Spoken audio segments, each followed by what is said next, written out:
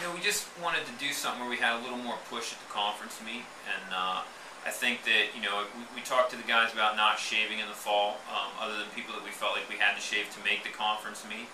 And as it turns out, we're going to go into the meet with, I think, 14 guys going, and I think all but two of those guys are unshaved. Didn't shave in the fall, so they're pretty excited about that. I mean, they're really ready to get out and get after it, and it's kind of fun to see us sitting back in the psych sheet a little bit, but knowing that time-wise when we shave, we think we're going to move up a lot, and so I think they're hungry. I think it's kind of doing what we had hoped it was going to do.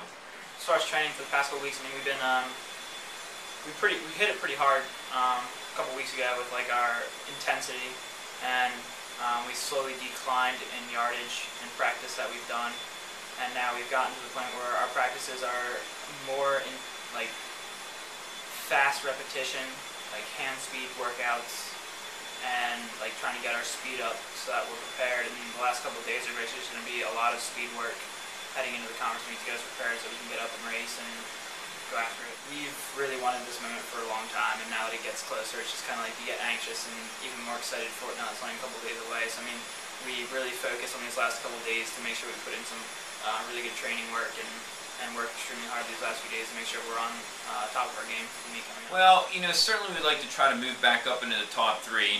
We shouldn't have been fourth last year. That was, we felt like we were a better team than that, and so we feel like we want to try to move back into the top three. And the meet's just getting tougher. There's a lot of good teams there, and so we're hoping we can get back in there.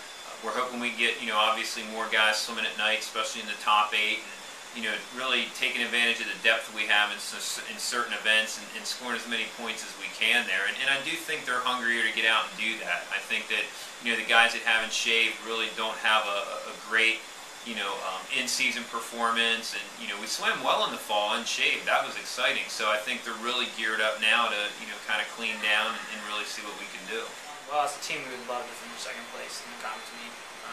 Top 2 would be phenomenal. We are shorthanded at this meet. We only have 14 guys instead of an 18-guy roster, but when we broke it down, we still think that we have a legitimate shot to finish among the top, which for us would be a huge accomplishment. The meet's all set in the morning, and that's what we talk about. The